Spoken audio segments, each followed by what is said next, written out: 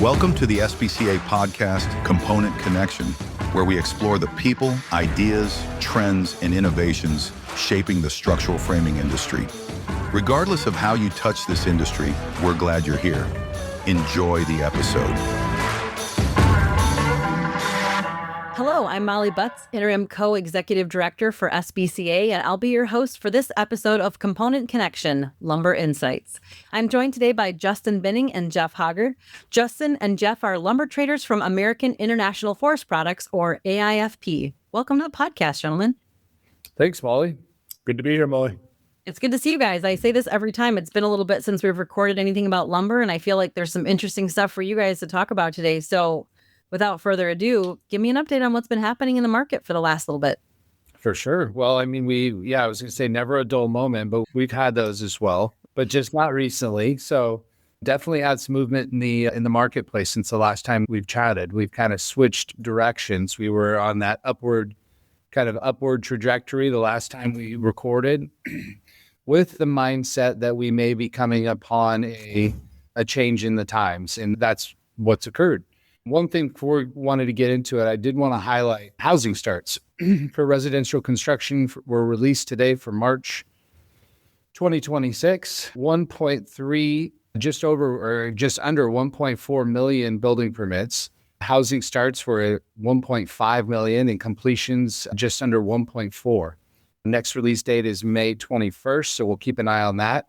We were up 10% from where it was projected. So really strong, right? Yeah, very strong compared to what we've been talking about at Econ forecasts for sure. Yeah, 100%. So I was like, okay. And you could feel it, right? Like I think we felt it obviously in pricing and demand. We know that supply obviously has been a constraint, and we know in at least the U.S. South, we've taken out some of that supply dating back to the fourth quarter of 2025.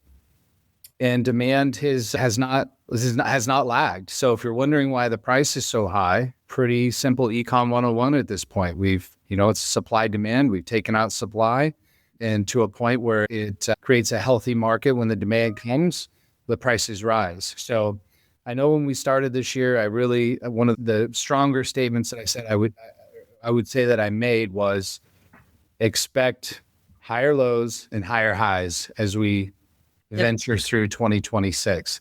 That's exactly what we've seen so far, and I think we'll continue to see. So where are we now? We are in basically the third week of a retraction in pricing, and it is not leaving any dimension out, right? So 4-inch, 6-inch, 8-inch, 10-inch, it's all coming together. It's all facing the downward pressure. Now, some lengths, some items more than others. I've really seen a lot of fragmentation between the zones in terms of pricing. So let's take, the central zone, for example. You could have one mill that is really needing to move some product, and they've got a lot of it. And there's a significant discount to print to get that product moved. There could be a mill 100 miles down the road, and they're not facing that issue. And that product is not priced nearly where the other one is. It's maybe at print or above.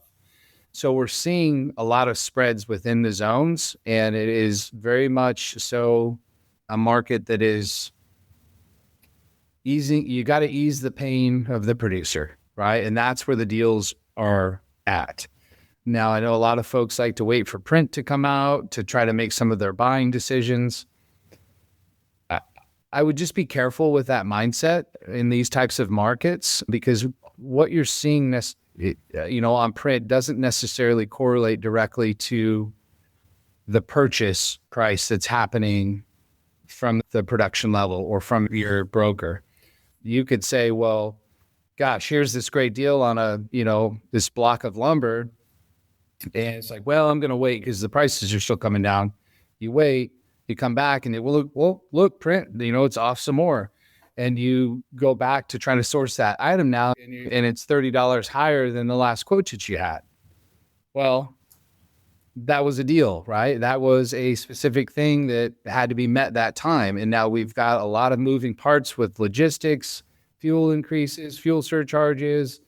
If that mill or that spot, and there was a logistical advantage and all that, and all of a sudden you missed it or you didn't take it because you thought you maybe wait a little bit more, you'll get a better deal, that deal goes away. So this is kind of it's not any different than any other market, There's also the lag to print, right? I mean, yeah, totally. I mean, the frustration comes in from the mill. Consumers have their own frustration with it. Print's a guide. It tries to help, but it's just like when print was going up. And so let's say, an item, let's say 2x4, print it up, number 2, print it up, $20 that week. Well, at the producer level, that same product is going $30 to $100 over print and selling, right? So it's not a correlation to print. And we certainly can't, we've got the shirt, right? We can't buy it from Random Lengths Print. Yeah. So again, it's a guide, but I'm getting off course here a little bit and I apologize, but I'm just saying there's a lot of fragmentation and in pricing right now and price discovery, right? So, I'm doing my best, my advice thing here already, and I should save it for later, but you've got to stay in this market daily and really keep your finger on the pulse with pricing. You got to do it because it's shifting drastically daily. Correct me if I'm wrong, JB, but Random Lengths is self-reported as well, too. I'm not trying to insinuate anything other than potentially some human error or, rounding or, I don't know. Again, I'm not trying to insinuate anything, just to say that, when you look at data sets, one of the things you have to think about is how the data's coming to you. And sure. Self-reporting is one of those places where it can get just a little bit sketchy. 100%. We've seen a big swing in that since their sale. What was that? 6 years ago, 7 years ago, whenever that was. It's become that lag to, ups or downs in the market has only grown. Again, they're self-reporting. They're not reporting to all the same people that they were, gaining information from before. It makes it that much more difficult to use it, day in and day out, which is back to Justin's point, why you need to, be in the market on a daily basis. Yeah. Well, and value prop for us, right? Like we're in it 12 hours a day. So that's a value prop. Don't sell us short. It's 24. All right. Well, sure. I mean, physically at my desk or not at a baseball game. That's one of the places I'm laying in bed with your phone. I would say I'm always available. Call me on the weekends. I'll probably, I'll pick up. And now I would say if my son's baseball games, that's maybe the one place I'm not going to answer the phone. And you're going to voicemail because I'm watching ball. I'm on timeout. This is something we've talked about for years, and I think it's a really good point to make when you're talking about what resources you're using to make decisions about lumber buying. And that is, we do have some imperfect things that people want to use as the base resource. And the reality is, whether it's you guys or whoever their trusted lumber resource is, talk to the people that are looking at the numbers every moment of every day, pretty much. You get up and you sort of eat, sleep, and breathe lumber. And so I think that's excellent advice to say, sure, that's one resource. Don't let that be the grounding point of how you're making your lumber buying decisions because of some of the inherent flaws in that kind of a production. And timing too. I mean, right? It's only, you're getting your one main report and then a midweek. And so there's, if you're waiting for print to nail the bottom of the market or what tells you you missed it, it's gone, right? It's your days. You're not hours behind, your days behind. Yeah. So, and we've got fantastic resources at our fingertips for our data and how we process that and the visuals that it gives us and some of those more advanced tools. Or just the sheer number of people on our floor, that touch every aspect of the market. Sure. Yeah. So we have you have the analytical side, and then we also have the gut side, right? And so we've got both things kind of working for us. So anyways, I'll wrap up here so I don't use our full allotted 15 to 20 minutes. I think we're back into kind of this typical trend. We had an outbreak, I think it was end of the 2025 quarter and moved into the first quarter where we had an extended run of roughly about 8 weeks.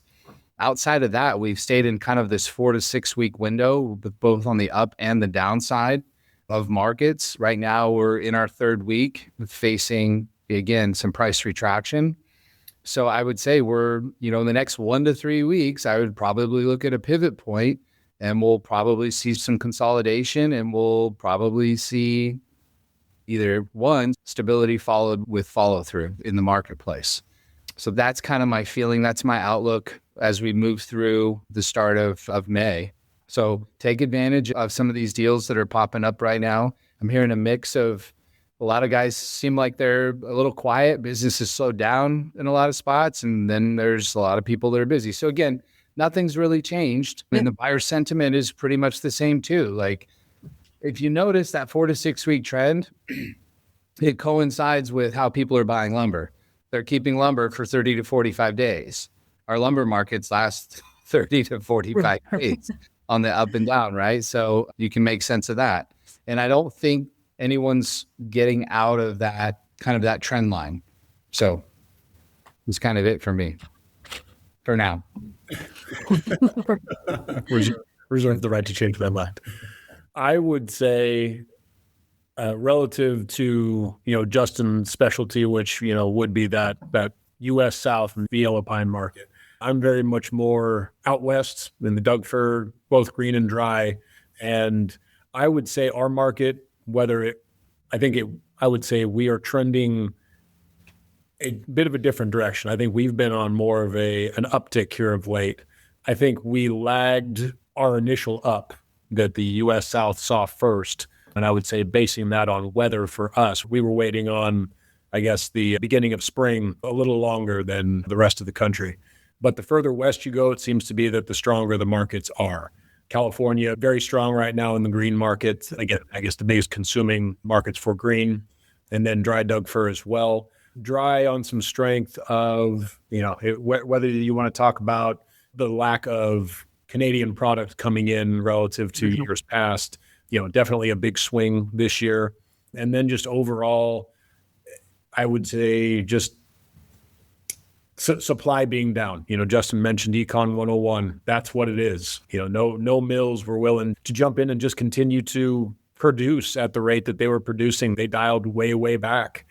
Some mills as far back as 3 days a week in some cases when things got to be their slowest. And, that's not something, they haven't just turned that back up. Even now with pricing, getting to a point where it's at, they're happy to see it. They've brought back, another shift or something along those lines, but they're not just going to jump in and kill the market. Now, we say it, week in and week out, never underestimate a mill's ability to overproduce a market. But with the pricing where it is, it's not high enough yet for them to do so. Justin hit on a lot of the same issues that, we're seeing nationwide, and freight has been the topic of the conversation for the last 2 months. And that's not going anywhere, which just creates, more cost, more overhead, again, at the mill level, taking it back even a step further from the mill, to the loggers, trying to get the logs to the mills right now is a struggle. Getting them bought from, the loggers is a struggle because they've got more overhead with what they're doing. So, we've got constraints at every level, and that's keeping the prices elevated, and will keep the prices rising because, again, nobody's buying with both hands right now. Everybody's still cautious because they don't really know what they're going to be looking at. We're not far off from, at least time frame wise, from where, pricing was $100 ago, and they feel like they're getting their altitude sickness now, and they're just expecting, something to come dropping out, and they don't want to, spend too much on quote unquote high priced wood. So, again, it keeps them in the market every week, every 2 weeks, which just perpetuates the cycle. I look for that to continue. I don't think that anything's going to be a runaway. I think we just kind of continue to grind upward, as we lovingly say here. And again, just for the same reasons that, I just kind of listed. The one, I guess, big thing that I'm looking at coming at least out west here in the coming months, and it has already started. We had a real lack of snow out west. Yes. And I can say that from the Rockies, all the way to the coast here. Our snowpack here is pathetic. And about the time, we start to see some real warm weather.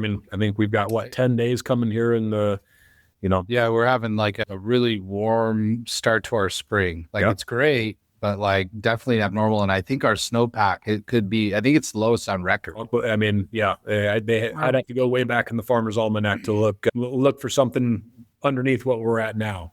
But that's going to open up a fire season a lot earlier than normal. Like I said, I know we've had a few already. And you tack warm weather and the winds that come, off out of the south and out of the east, and we're gonna see that. It's just gonna take a few, accidents in the woods, a few thunderstorms, and that'll be it. We will see that next big catalyst. Now, again, I'm not here to portray, the panic and the terror, but I'm looking for that to be a factor, like I said, here in the coming months. So putting all that together, like I said, I do believe that we continue to see things out west grind upward, so again, taking it back to Justin's point about, the stuff out of the U.S. South, be plugged in, as much as you can. As you said, Molly, take your trusted sources and, maybe try to find a couple more, but definitely be plugged into the market every day.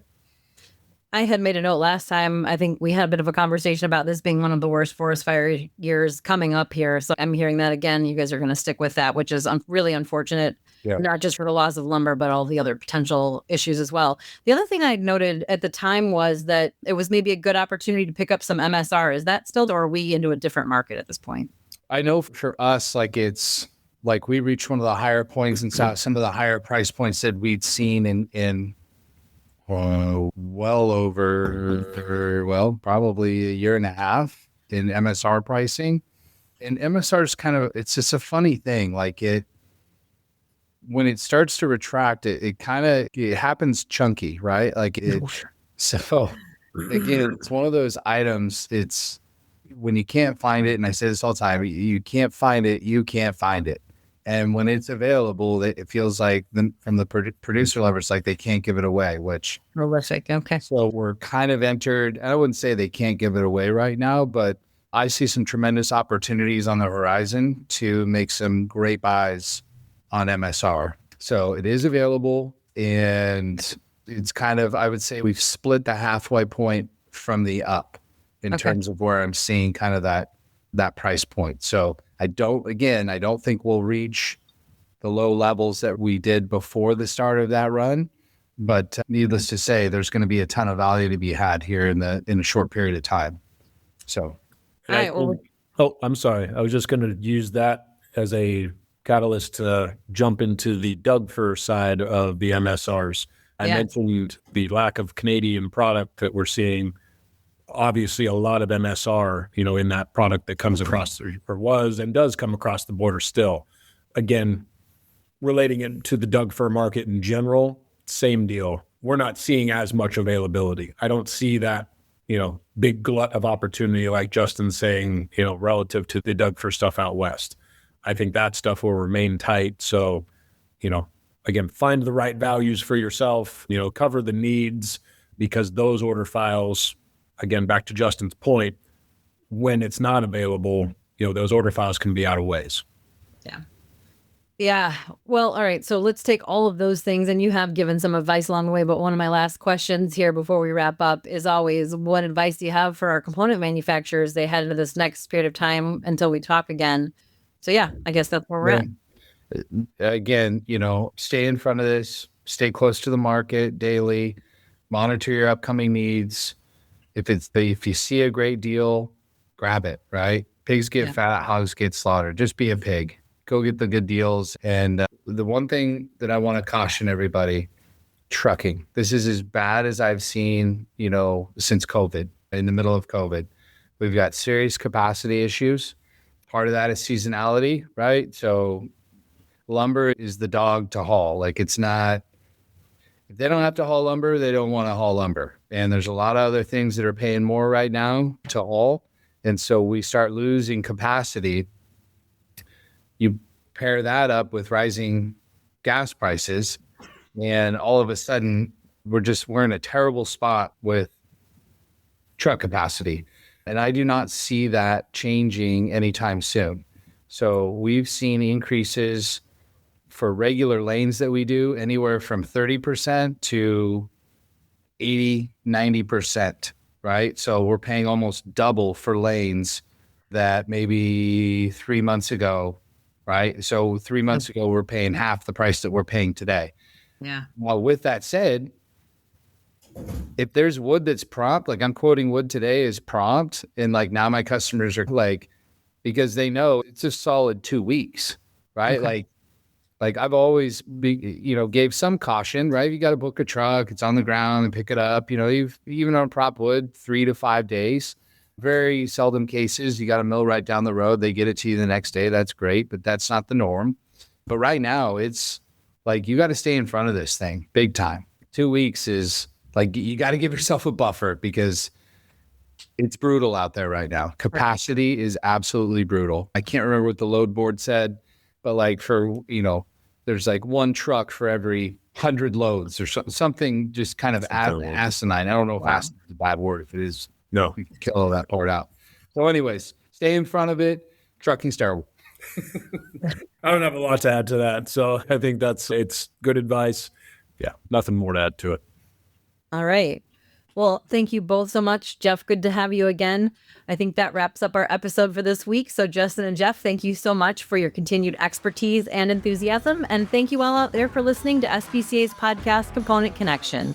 If you enjoyed this episode and found it valuable, please like and share it with others and stay up to date and in the know by subscribing to Component Connection on whatever podcast platform you use most.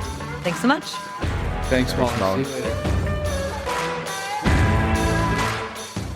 Thanks for listening to Component Connection, brought to you by SBCA. If there's a topic you'd like us to explore in a future episode, email us at podcast@sbcacomponents.com.